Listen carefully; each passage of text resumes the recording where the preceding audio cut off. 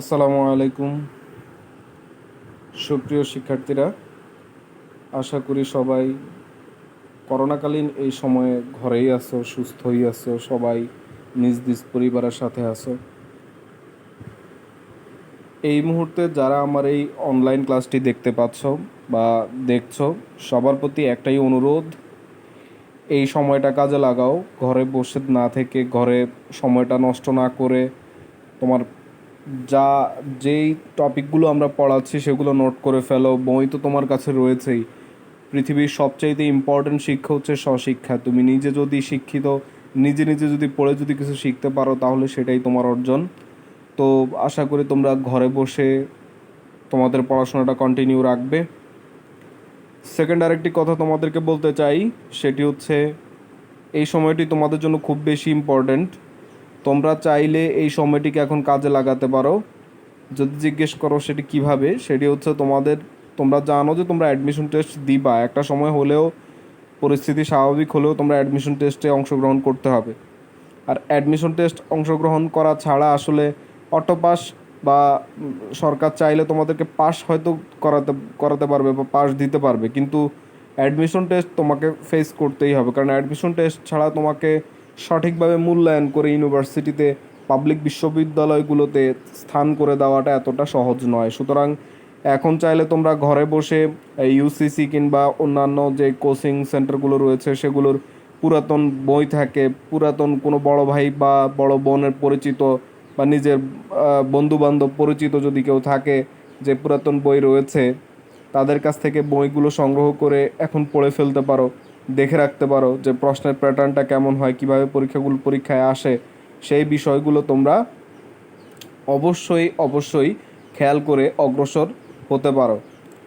এটা একান্তই আমার ব্যক্তিগত তোমাদের প্রতি অনুরোধ রইল যে তোমরা এমনভাবে পড়াশোনা করো, এখন একটু অগ্রসর হয়ে থাকো, যাতে আমাদের প্রতিষ্ঠান থেকে আমরা বলতে পারি যে এতজন স্টুডেন্ট, মানবিক থেকে এতজন, সায়েন্স থেকে এতজন, কমার্স থেকে এতজন বিশ্ববিদ্যালয়ের চান্স পেয়েছে, এটা যাতে আমরা বলতে পারি। সেজন্য তোমরা সর্বদাই এই বিষয়টি খেয়াল রাখবে।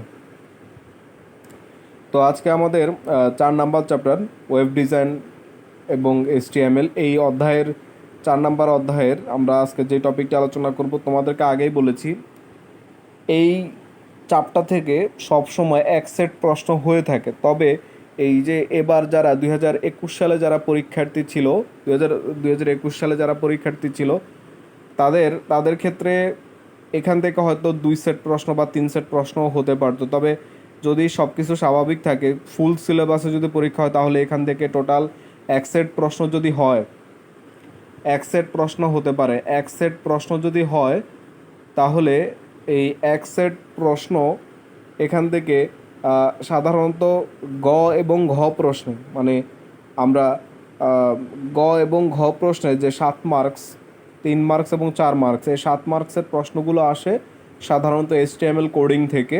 আর HTML কোডিং থেকে যদি একটি প্রশ্ন করে, যেমন 3 নাম্বার প্রশ্ন যদি HTML, গ নাম্বার প্রশ্ন যদি HTML কোডিং থেকে করে, তাহলে 4 নাম্বার প্রশ্নটি একটি বর্ণনামূলক প্রশ্ন দিতে পারে। আবার 3 নাম্বার প্রশ্নটি যদি একটি বর্ণনামূলক প্রশ্ন দিয়ে দেয়, তাহলে 4 নাম্বার প্রশ্নটি, মানে ঘ নাম্বার যে প্রশ্নটি, ওই 4 মার্কসের যে প্রশ্নটি, সেটি সাধারণত HTML কোডিং থেকে দিতে পারে, এভাবে মিক্স করে দিতে পারে। সেক্ষেত্রে এই অধ্যায়ের HTML কোডিংয়ের বাহিরে যে কয়টি টপিক ইম্পর্ট্যান্ট রয়েছে, তার মধ্যে আজকে যে টপিকটি আলোচনা করব সেটিও একটি ইম্পর্ট্যান্ট টপিক। প্রশ্নগুলো কিভাবে আসতে পারে সেটিও আলোচনা করে দিব। তো প্রশ্নটিতে আমরা চলে যাই। প্রশ্নটি হচ্ছে ওয়েবসাইটের কাঠামো এবং ওয়েবসাইটের কাঠামোর যে বিভিন্ন রকম কাঠামো থাকতে পারে সেগুলোর আলোচনা আমরা করব। প্রথমে হচ্ছে ওয়েবসাইটের কাঠামোকে আমরা অনেক ধরনের কাঠামো সম্পর্কে বুঝি। কাঠামো হচ্ছে যে কোনো কিছুর গঠন, তেমনি ওয়েবসাইটের কাঠামো হচ্ছে ওয়েবসাইটের গঠন। এখন ওয়েবসাইটের মধ্যে আসলে কি থাকে? একটি ওয়েবসাইট হচ্ছে অনেকগুলো ওয়েব পেজের সমষ্টি, সমন্বয়। তাহলে ওয়েব পেজগুলো একটা ওয়েবসাইটের মধ্যে কিভাবে সাজানো থাকবে, কিভাবে সজ্জিত থাকবে, তাকেই বলা হয় ওয়েবসাইটের কাঠামো। যেমন তুমি পত্রিকার সাথে তুলনা করতে পারো। একটা পত্রিকাতে আমাদের কি থাকে? একটা পত্রিকাতে যেই ধরো বিনোদন পাতা, খেলাধুলার পাতা, আন্তর্জাতিক খবর, আঞ্চলিক খবর, ব্যবসা বাণিজ্য, শিক্ষা, চিকিৎসা, এরকম বিভিন্ন পেজগুলো থাকে, সবগুলো কিন্তু একসাথে দেওয়া থাকে না, এক একটি পেজ এক এক জায়গায় সেট করা থাকে, সুন্দর করে সাজানো থাকে। ঠিক একইভাবে একটা ওয়েবসাইটে কোন ওয়েব পেজ কোথায় থাকবে, কোথায় গেলে কোন ওয়েব পেজটি পাওয়া যাবে, কোন লিঙ্কে ক্লিক করলে কোন ওয়েব পেজটি প্রদর্শিত হবে, এগুলোর উপর নির্ভর করে সাধারণত একটি ওয়েবসাইটের যে গঠন তাকেই সাধারণত আমরা বলবো ওয়েবসাইটের কাঠামো। তো এটা যদি তোমাকে বুঝতে হয় তাহলে তোমাকে আগে প্রথমে যে জিনিসটা বুঝতে হবে, একটি ওয়েবসাইটের ক্ষেত্রে সাধারণত তিন ধরনের পেজ থাকে। একটি হচ্ছে মূলধারার পেজ, প্রথমে হচ্ছে হোম পেজ থেকে মূলধারার পেজ থেকে উপধারার পেজ, এই তিন ধরনের স্ট্রাকচার সাধারণত থাকে। যেমন এখানে তোমরা একটি স্ট্রাকচার দেখতে পাচ্ছ, ছবিতে তোমরা একটা স্ট্রাকচার দেখতে পাচ্ছ, এখানে একটি হোম পেজ রয়েছে। হোম পেজ কি, প্রশ্নে এই প্রশ্নটি আসে যে হোম পেজ কি। হোম পেজ হচ্ছে একটি ওয়েবসাইট তুমি যখন ব্রাউজার দ্বারা ওপেন করবে, যেমন গুগল ক্রোম দিয়ে তুমি কোনো একটি ওয়েবসাইট ওপেন করলে, একদম প্রথম যে পেজটি তোমার সামনে প্রদর্শিত হয় ওই পেজটিকে সাধারণত বলা হয় হোম পেজ। যেমন তোমরা যদি ফেসবুক ইউজ করো, ধরো অপেরা মিনি কিংবা মজিলা ফায়ারফক্স কিংবা গুগল ক্রোম দ্বারা তুমি ফেসবুক ইউজ করতেছো, তাহলে তুমি সার্চ অপশনে গিয়ে www.facebook.com লিখে যখন তুমি লগ ইন করবে, তখন একদম প্রথমে যেই পেজটি প্রদর্শিত হবে ফেসবুকের, সেই পেজটির নাম হচ্ছে হোম পেজ। যে কোনো ওয়েবসাইটেরই তুমি ব্রাউজার দ্বারা ওপেন করার পর প্রথম যে পেজটি থাকবে সেটি হচ্ছে হোম পেজ। আর হোম পেজের মধ্যে আমরা যে সকল গুরুত্বপূর্ণ পেজের লিঙ্ক পেয়ে থাকি, যেমন তুমি তোমার ফেসবুকের এটা খেয়াল করতে পারো, আমি ইচ্ছা করলে তোমাদেরকে এখান থেকে দেখাতে পারি। আচ্ছা, এক্ষেত্রে তোমরা নিজেরাই দেখে নিতে পারো, আমার দেখানোর আসলে প্রয়োজন নেই। যেমন আমরা গুগল ক্রোম থেকে সাধারণত ধরো ফেসবুক যদি লগ ইন করি, তাহলে সেক্ষেত্রে খেয়াল করবে যে কোনো ব্রাউজার দ্বারাই যদি আমরা ওপেন করি, একদম উপরে কী কী থাকে, মেসেজ থাকে, নোটিফিকেশন থাকে, ফ্রেন্ডস থাকে, চ্যাট থাকে, এরকম অনেকগুলো অপশন দেওয়া থাকে। এই যে তুমি যদি মেসেজে ক্লিক করো, তাহলে মেসেজের জন্য একটি নতুন আরেকটি ওয়েব পেজ ওপেন হবে। ওই ওয়েব পেজে তোমাকে দেখাবে যে তুমি কার কার সাথে কথা বলছো, সবগুলো প্রত্যেকটি নামে ক্লিক করলে আবার তাদের সাথে যে কথা বলছো সেটা দেখা যাবে। প্রত্যেকটা ক্লিকেই এক একটা নতুন করে ওয়েব পেজ ওপেন হচ্ছে। তাহলে এই যে প্রত্যেকটা ক্লিকেই ওপেন হচ্ছে নতুন নতুন ওয়েব পেজ, এই যে ওয়েব পেজগুলোকে আমি কোনটার পরে কোনটা আসবে সেটার উপর ভিত্তি করে যদি সাজাই, তাহলে তিন ধরনের ওয়েব পেজ রয়েছে। প্রথম যে পেজটি প্রদর্শিত হয় সেটি হচ্ছে হোম পেজ। এবার হোম পেজ থেকে আমি যেখানে যেখানে যেতে পারি সেকেন্ডারি লেভেলে, সেগুলোকে বলবে মূলধারার পেজ। যেমন এখানে দেখো, এই যে প্রথম যে ছবিটি দেখা যাচ্ছে, প্রথমে আমরা দেখো হোম পেজ থেকে আমরা কোথায় কোথায় যেতে পারি, অ্যাবাউট আস, তারপরে আমরা যেতে পারি প্রোডাক্টস, সার্ভিস, এরকম। এই সেকেন্ডারি লেভেলে যে পেজগুলো, এগুলোকে বলা হয় মূলধারার পেজ। আর মূলধারার পেজ থেকে ধরো আমি মেসেজে ক্লিক করলাম, নোটিফিকেশনে ক্লিক করার সাথে সাথে 100টা নোটিফিকেশন যদি তোমার থাকে, 100টা নোটিফিকেশন চলে আসবে। এখন এই প্রত্যেকটা নোটিফিকেশনে যদি তুমি ক্লিক করো, এক একটা নোটিফিকেশনের জন্য এক একটা নতুন লিঙ্ক তৈরি হয়, নতুন পেজ তৈরি হয়। তুমি যে কোনো নোটিফিকেশনে ক্লিক করো আর আবার একটি নতুন ওয়েব পেজ ওপেন হবে। যে কোনো নোটিফিকেশনে ক্লিক করো, তাহলে এই যে থার্ড লেভেলে বা 3 নম্বর স্তরে যেই ওয়েব পেজগুলো ওপেন হয় সেগুলোকে বলা হয় উপধারার পেজ। যেমন এখানে দেখো প্রোডাক্টস, হোম পেজ থেকে প্রোডাক্টস হচ্ছে আমার সেকেন্ডারি লেভেলে রয়েছে, সুতরাং সেটা হচ্ছে মূলধারার পেজ। আর এই মূলধারার পেজ থেকে দেখো প্রোডাক্টস থেকে দুইটা ওয়েব পেজ ওপেন হলো, প্রোডাক্ট 1, প্রোডাক্ট 2। তারপরে সার্ভিসেস থেকে দেখো দুইটা ওয়েব পেজ ওপেন হলো, সার্ভিস এরিয়া 1, সার্ভিস এরিয়া 2। তাহলে এই যে 3 নাম্বার লেভেলে যে ওয়েব পেজগুলো ওপেন হয় সেগুলোকে বলা হয় উপধারার পেজ। সাধারণত 3 ধরনের পেজ নিয়ে আমরা আলোচনা করব, একটি হচ্ছে হোম পেজ, একটি মূলধারার পেজ, একটি হচ্ছে উপধারার পেজ।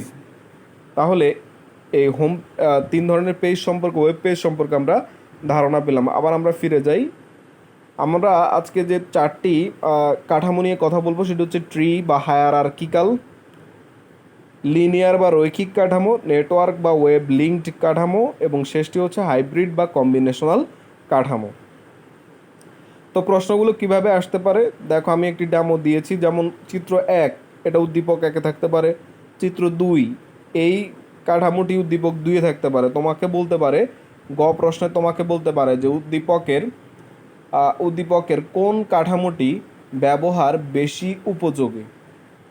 এভাবে করে প্রশ্ন আসতে পারে। বা তোমাকে বলতে পারে যে এদের সুবিধা অসুবিধা লেখার জন্য বলতে পারে, সুবিধা অসুবিধা উল্লেখপূর্বক তোমাকে কোন কাঠামোটি ব্যবহার উপযোগী সেটি বলতে পারে। এমনভাবে প্রশ্ন আসতে পারে, যেমন জিজ্ঞেস করলো যে মিস্টার এক্স তার কলেজের জন্য বা তার প্রতিষ্ঠানের জন্য একটি ওয়েবসাইট তৈরি করবেন বলে ঠিক করলেন। সেক্ষেত্রে উদ্দীপকের কোন কাঠামোটি ব্যবহার উপযোগী হতে পারে। এভাবে তোমাকে বা ঘ প্রশ্নে প্রশ্ন করতে পারে। তোমাকে বুঝে এই স্ট্রাকচারটা বুঝতে হবে। যদি যেই স্ট্রাকচারটা ব্যবহার উপযোগী তুমি যদি ডিটেলস জানো, তাহলে সেক্ষেত্রেই কেবলমাত্র তুমি বলতে পারবে যে কোন কাঠামোটি ব্যবহার উপযোগী। সেক্ষেত্রে তুমি সঠিকভাবে অ্যান্সার করতে পারবে। তো এইভাবে প্রশ্নগুলো আসতে পারে। যদিও এই ধরনের প্রশ্ন সাধারণত ওই HTML কোডিং দিলে এই ধরনের প্রশ্ন সাধারণত দেয় না, কিন্তু HTML কোডিং যদি একটি প্রশ্নে আসে আরেকটি প্রশ্নে হয়তোবা দিয়েও দিতে পারে। সেজন্য আমাদের এই টপিকটা ভালো করে পড়তে হবে। তো আমরা চলে যাচ্ছি নেক্সট স্লাইডে। প্রথম যে কাঠামো সেটা হচ্ছে ট্রি বা হায়ারার্কিক্যাল কাঠামো।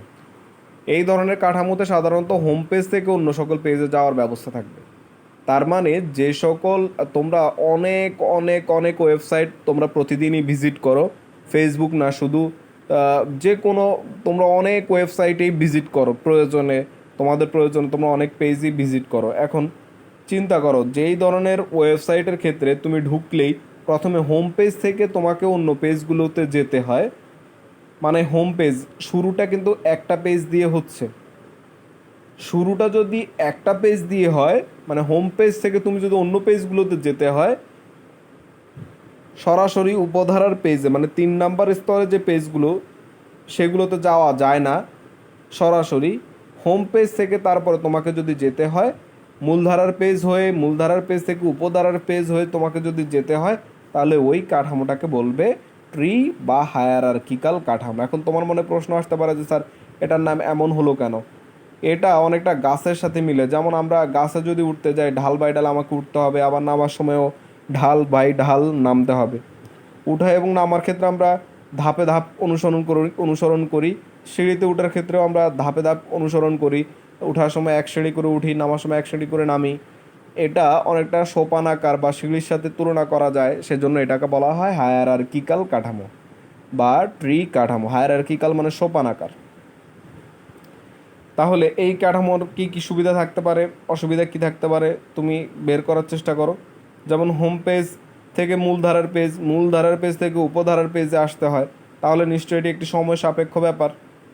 আবার এটি সময় সাপেক্ষ ব্যাপার হতে পারে। আবার এই কাঠামোটা যদিও মানে আমাদের ব্যবহার উপযোগী, খুবই ব্যবহার উপযোগী, কিন্তু ছোট ধরনের যে ওয়েবসাইটগুলো যেগুলোতে ওয়েব পেজের সংখ্যাটা কম, সেই ধরনের ওয়েবসাইটের ক্ষেত্রে কিন্তু এই কাঠামোটা যদি আমি ব্যবহার করতে যাই, তাহলে সেক্ষেত্রে আমার কস্টিং কিন্তু বেশি হয়ে যাবে।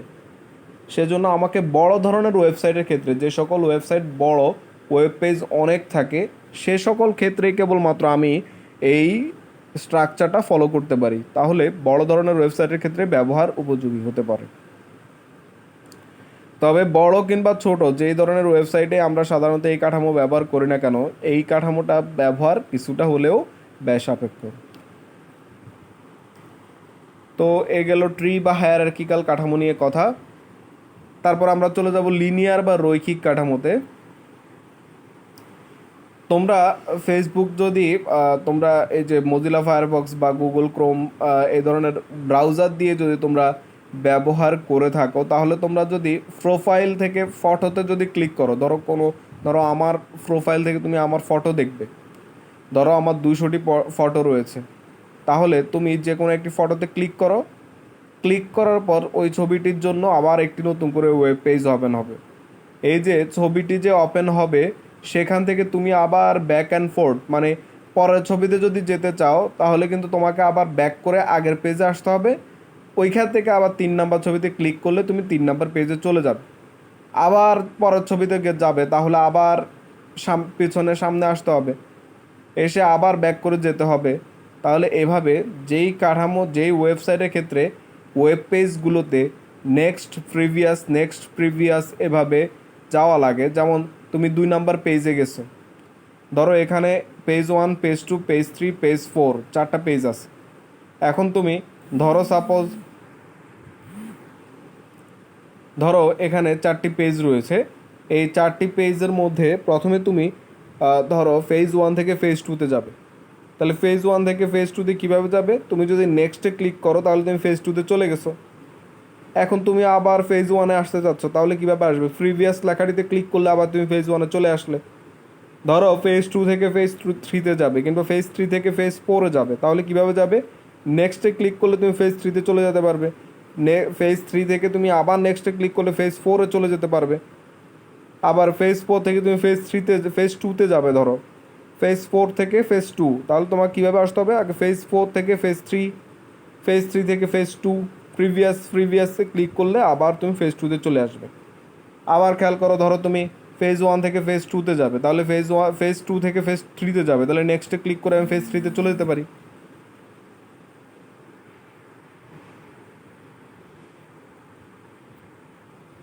ফেজ 2 থেকে আমি ফেজ 3-তে চলে যেতে পারি। আবার ফেজ 3 থেকে আমি যদি আবার ফেজ 2-তে আসতে হয়, তাহলে প্রিভিয়াসে ক্লিক করলে আমি চলে আসতে পারবো। এভাবে ফেজ 1, ফেজ 2, ফেজ 3 বা ফেজ 4 যেখানে আমি যেতে চাই না কেন, এভাবে আমাকে যেতে হবে। নেক্সট প্রিভিয়াস কিংবা সামনে পেছনে এভাবে করে যেতে হবে। তাহলে যেই কাঠামোতে আমরা এই স্ট্রাকচারটা যেই ওয়েবসাইটের ক্ষেত্রে আমরা এই স্ট্রাকচারটা ফলো করব, যে ওয়েব পেজগুলোতে নেক্সট প্রিভিয়াস করে যেতে হয়, ওই কাঠামোটাকে বলবে লিনিয়ার বা রৈখিক কাঠামো। সব সময় মনে রাখবে যে তুমি এই কাঠামোর এই স্ট্রাকচারটা দেখেই খেয়াল রাখবে যে এখানে 2টি তীরচিহ্ন ব্যবহার করা হচ্ছে। একটি সামনের দিকে গেছে মানে নেক্সটে, আরেকটি আবার ব্যাকে আসছে প্রিভিয়াস। এই ধরনের স্ট্রাকচার যদি থাকে তাহলে সেটি হচ্ছে লিনিয়ার বা রৈখিক কাঠামো। তাহলে এটা কিন্তু সব ধরনের ওয়েবসাইটের ক্ষেত্রে ব্যবহার উপযোগী নয়। বড় ধরনের যদি কোনো ওয়েবসাইট হয়, চিন্তা করো একবার যে ধরো যেখানে কয়েক হাজার ওয়েব পেজ রয়েছে, তাহলে তুমি একদম শেষ ওয়েব পেজে যেতে চাইলে তোমাকে কি করতে হবে? সিরিয়াল বাই সিরিয়াল সবগুলো ওয়েব পেজ 999টা ওয়েব পেজ পর্যন্ত তোমাকে যেতে হবে, তারপরে তুমি 1000 নাম্বার পেজে যাইতে পারবে। তাহলে এটা কতটা তোমার জন্য ইরিটেটিং, কতটা বিরক্তিকর হইতে পারে। তাহলে এই ধরনের স্ট্রাকচার সাধারণত বেশি ওয়েব পেজ বিশিষ্ট ওয়েবসাইটের ক্ষেত্রে কিন্তু ব্যবহার করা যাবে না। কম সংখ্যক, ধরো তোমার 5টা ওয়েব পেজ আছে, 10টা ওয়েব পেজ আছে, সেক্ষেত্রে তুমি হয়তো এটা ব্যবহার করতে পারো। কম সংখ্যক ওয়েব পেজ বিশিষ্ট ওয়েবসাইটের ক্ষেত্রে এই ধরনের কাঠামো ব্যবহার উপযোগী। বেশি ধরনের ওয়েব পেজ বিশিষ্ট ওয়েবসাইটের ক্ষেত্রে এটি ব্যবহার উপযোগী নয়।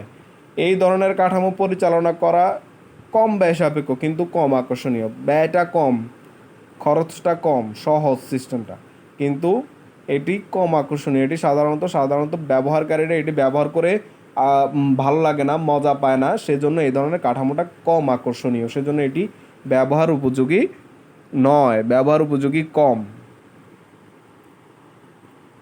তারপরে আসো আমরা এই স্ট্রাকচারটা শেষ করলাম। আমরা এখন 3 নাম্বার যে স্ট্রাকচারটা রয়েছে নেটওয়ার্ক বা ওয়েব লিঙ্কড কাঠামো, সেখানে আমরা চলে আসলাম। তো এই ধরনের কাঠামোতে সাধারণত সবগুলো ওয়েব পেজের সাথে কানেক্টেড থাকে। তো এটার উদাহরণ হচ্ছে এরকম যে আমরা এখন যে নতুন যে আমরা যে ওয়েবসাইটগুলো এখন দেখি সাধারণত, সেখানে আমি ইচ্ছা করলেই কিন্তু মেনুর অংশ থেকে আমি কিন্তু ইচ্ছা করলেই যে কোনো ওয়েব পেজ থেকে কিন্তু যে কোনো ওয়েব পেজে চলে আসতে পারি। সরাসরি যে কোনো ওয়েব পেজ থেকে আমি সে কোনো ওয়েব পেজে সরাসরি চলে আসতে পারি উইদাউট এনি প্রবলেম। তোমাদেরকে উদাহরণ হিসেবে দেখাইতে পারি।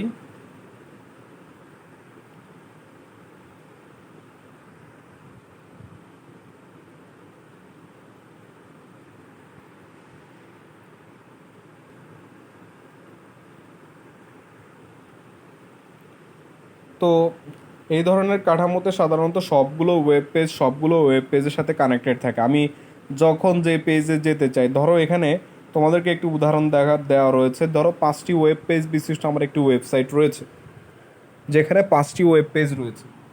এখন এই ওয়েবসাইটের আমি ধরো এখন হোম পেজে রয়েছি, পেজ 1-এ। আমার ভালো লাগতেছে না, আমার মন চাইতেছে যে আমি 5 নাম্বার পেজে যাব, বা 5 নাম্বার পেজে আমার প্রয়োজনীয় কন্টেন্টটা রয়েছে, বা প্রয়োজনীয় আমার যে ইনফরমেশনটা সেটা 5 নাম্বার পেজে রয়েছে, আমি 5 নাম্বার পেজে যেতে চাই। তাহলে আমি পেজ 5 ক্লিক করলে আমি কিন্তু 5 নাম্বার পেজে চলে আসতে পারবো সরাসরি, বা 5 নাম্বার পেজটি যেই নামে থাকবে আমি সেই নাম থেকে সরাসরি চলে আসতে পারবো। আবার আমার 5 নাম্বার পেজে কাজ শেষ, আমি হোম পেজে চলে যেতে চাই, মানে 1 নাম্বার পেজে, তাহলে ওইখান থেকেও আবার 1 নাম্বার পেজে চলে আসা যাবে। আমি 5 নাম্বার পেজ থেকে ধরো 3 নাম্বার পেজে যেতে চাই, আমি 3 নাম্বার পেজে চলে আসতে পারবো। আবার 3 নাম্বার পেজ থেকে আমি যদি অন্য কোথাও যেতে চাই, পেজ 2 পেজ 4-এ যদি যেতে চাই, তাহলে ওইখান থেকেও পেজ 2 থেকে পেজ 3 থেকে আমি 2, 4, 5 যে কোনো জায়গায়, যে কোনো ওয়েব পেজ থেকে যে কোনো ওয়েব পেজে যাওয়া যাবে।